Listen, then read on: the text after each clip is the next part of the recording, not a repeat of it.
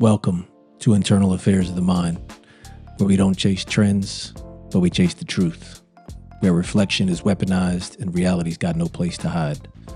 Some people preach, some people pretend. Me, I investigate.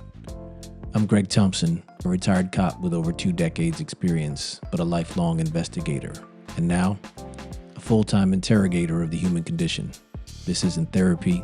It's not philosophy class. It's an investigation into everything they told you not to question and everything you told yourself you didn't have time to. Let's crack today's case. Let's chop it up. So, welcome back, family.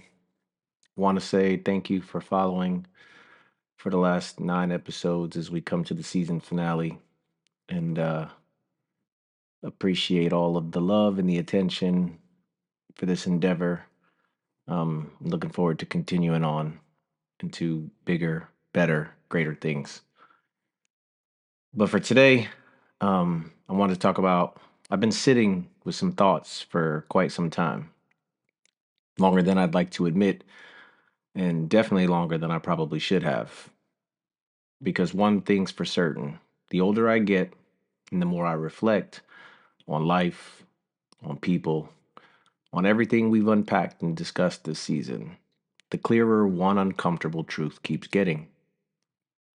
We are exhausting ourselves, desperately seeking validation from a world of people who have a well documented history of getting it all wrong.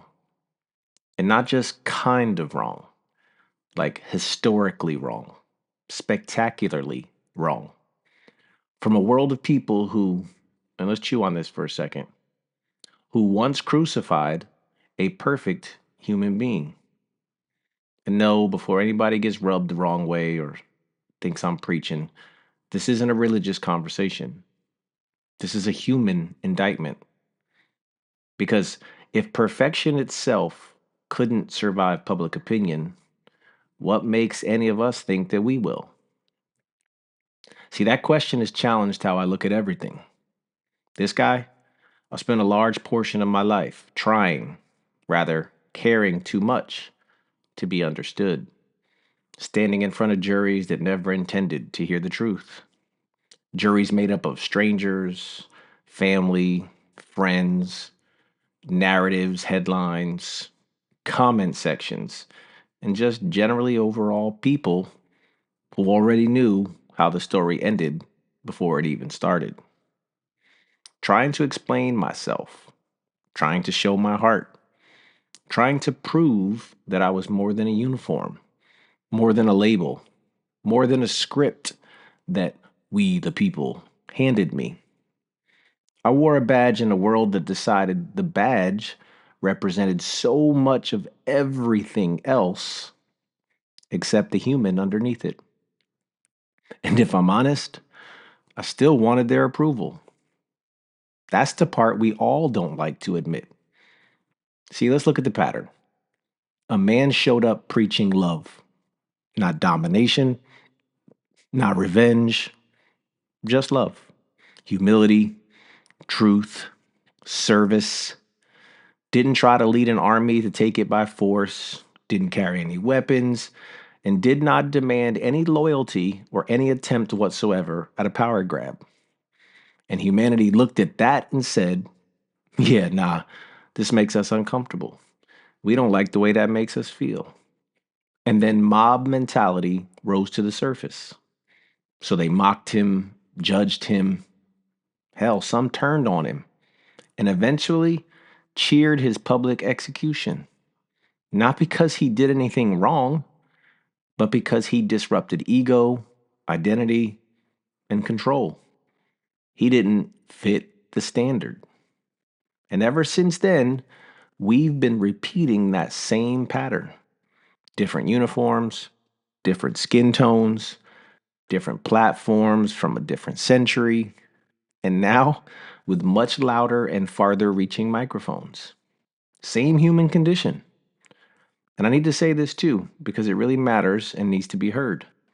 This season of episodes, it wasn't some mapped out strategy on an idea board. No master plan, No big reveal for what I was aiming for. I didn't sit down at the beginning of this endeavor and say, here's where I want to take this journey. If anything, I was just following the questions, following my tension, following what kept showing up in my own head and my own heart, you know, internal affairs of my own mind. And looking back now, I realized something. This whole season has been circling the same truths, whether I knew it or you knew it. It's been guided. Identity, judgment, labels and validation, grace, freedom, chaos, changing us into people that we barely recognize. Living in gray spaces while the world screams in black and white. And ultimately, all of it comes back to one question that we need to ask ourselves every single day. Why do we keep asking a broken system to define and validate us? I lived that question. Didn't matter how many nights I went home tired. Didn't matter how many times I chose restraint over reaction. Hell, it didn't matter how often I showed grace when anger would have been so much easier. The narrative had already been written. The expectation was already written. And here's the part where it gets almost funny if it weren't so real. Apparently, the internet had already solved policing. Crazy times, right? And for a long time, I kept trying to explain myself, defend myself, tried to show people my heart, tried to be patient. I tried to be articulate and use logic and facts. That was stupid. Because what painful lesson did all of this teach me? Well, like my dad used to say, hard head, make a soft behind. It taught me some people don't want the truth. They only want confirmation. They don't want complexity. They want a villain that fits the story they were okey doked into believing. And race? Well, like we talked about before, race became one of the most efficient identity theft operations humanity has ever pulled off. You were labeled before you can speak, programmed before you can think, and then rewarded for defending it, even when it was hurting you or others. So here's the caveat. You, me, we, we cannot heal in the same courtroom that convicted us. Again, for those with the volume down. You cannot heal in the same courtroom that convicted you. The world loves trials, public ones, loud ones, messy ones. But that courtroom, it doesn't reward truth. It rewards agreement. See, everyone wants to be a prosecutor now. Everyone's a judge, but nobody's truly a witness. And the verdict is always the same. You're guilty until you agree with us. That's where we need to shift in our own mindset. Not anger, but clarity. Clarity and understanding that the jury was and is never qualified. A world that crucified perfection does not and should not get a vote on my worth. Now let that offend whoever it offends because it's about to get more uncomfortable. We say we want truth, but we punish it when it threatens our identity. We say we want healing, but we monetize and profit off of outrage. Hell, we even say we want unity, but only if it looks like compliance. And then we turn around and ask that same world, that same jacked up, messed up world, to validate us. That's like asking a thief to hold your wallet. But here's where I want to slow this down just a little bit, because this type of growth also requires complete honesty and self reflection, not convenience. See, stepping away from validation does not give us permission to become cold.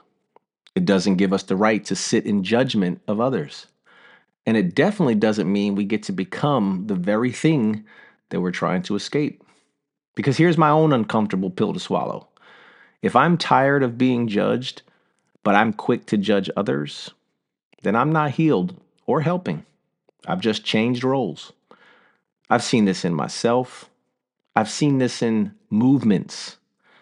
I've seen it in people who claim to have escaped one cage only to start building another one for someone else. We say we're tired of labels, but we continue to use them casually. Hell, we seem to be creating new ones seemingly daily. We say we're tired of being reduced, but we reduce other people the very moment they make us uncomfortable. That's not growth. That's recycled pain. And you, we need to check ourselves on that. Because the goal was never to just stop being judged so that we can just become the judge to feel better. The goal was to step out of the courtroom altogether. See, here's the difference in what you got to wrap your head around. I don't need your validation. Full stop. But I'm still responsible for my humanity. I don't owe you or anyone else explanations, but I do owe integrity. And hear this, I don't need to agree with you, but I don't need to dehumanize you either. That's maturity. That's a real flex. That's growth. That's grace. But that's where grace stops being soft and starts becoming strong. At some point, I realized something else. Constantly defending yourself doesn't make you strong, it makes you tired. And tired people begin to compromise values because they react instead of respond. They even tend to become what hurt them as a defense mechanism. I didn't want that any longer. I don't want that any longer. So grace for me stopped being an idea and has become a strategy, a game plan for the remainder of my days. Not weakness or passivity, but strategy. Grace means I now stop negotiating my values for approval ratings. Grace means I don't have to mirror hate to prove my strength. It also means I could stand up without screaming. That's living. That's freedom. And quite frankly, freedom scares those around us who need chaos to feel important or included. The crucifixion metaphor wasn't just about suffering, it's about restraint. The most powerful response to hatred was not retaliation, it was refusal. Refusal to become bitter, refusal to become small, refusal to let cruelty rewrite our character. That's not about religion, that's psychology, that's discipline. That, my friends, is leadership of the mind. Again, I'm not suggesting passivity. I'm demanding us to get anchored. Because if we're anchored, we can't float away and drift with every wave of opinions that hits the ship. And let's talk some more about validation, since today, more than ever, we seem to have such a love affair with it. Likes, applause, agreement. We chase it like oxygen. We chase people who agree with everything that comes out of our mouths or we post on social media.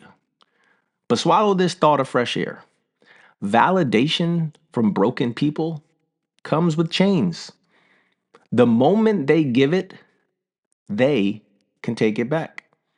And now we're living essentially an emotional probation just to keep their approval.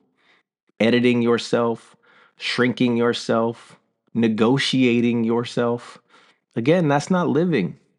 So for me, and I hope for all of you listening, this season hasn't been about or needs to become about reclaiming authorship of your mind, your identity, your responses.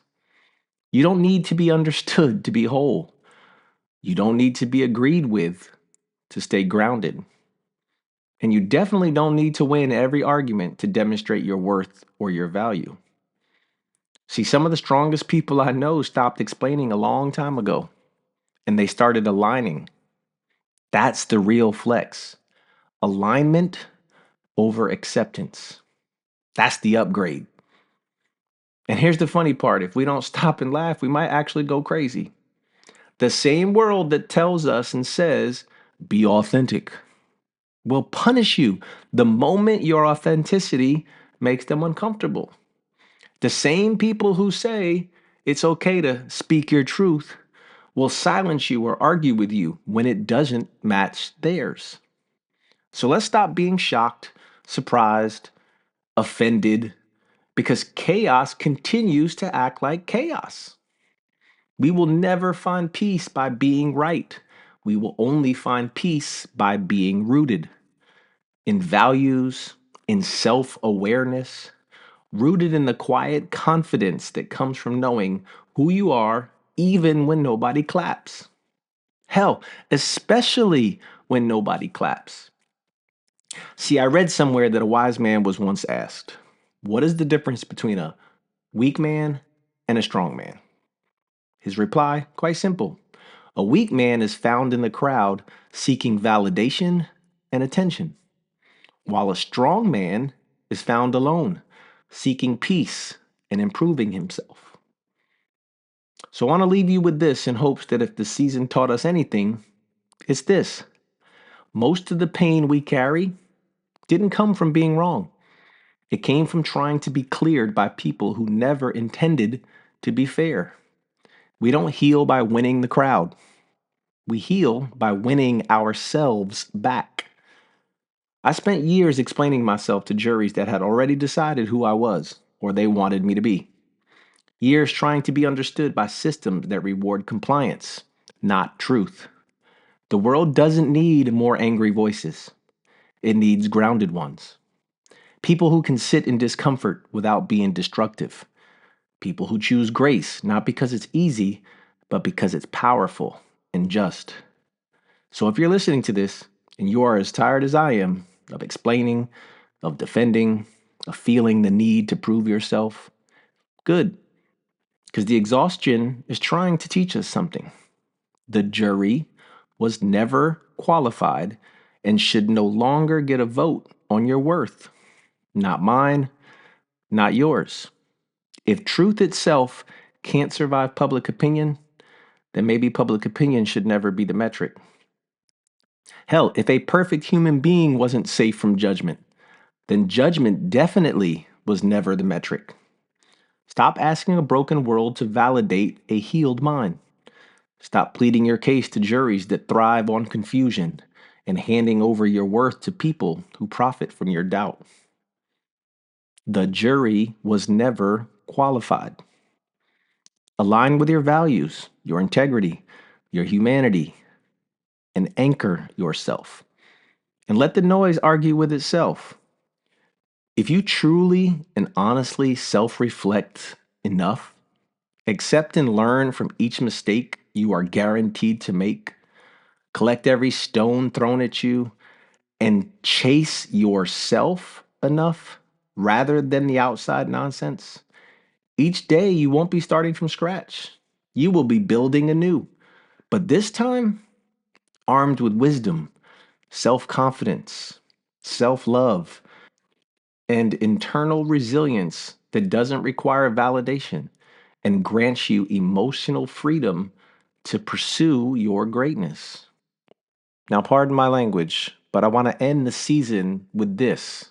Something Cat Williams so eloquently said, and it's truly one of my most favorite and honest things I've ever heard. He said, it's called self esteem, esteem of your motherfucking self. So stop letting other people's projections and opinions mess up how you feel about you. And that's true internal affairs of the mind, my friends. Case closed. This has been Internal Affairs of the Mind, where we break in, strip it down, and get real. So hopefully together, we can build ourselves back up armed with wisdom. Peace and blessings to everyone. Be kind. Be a good human. Thanks for listening. I'm Greg Thompson, and we'll chop it up next time.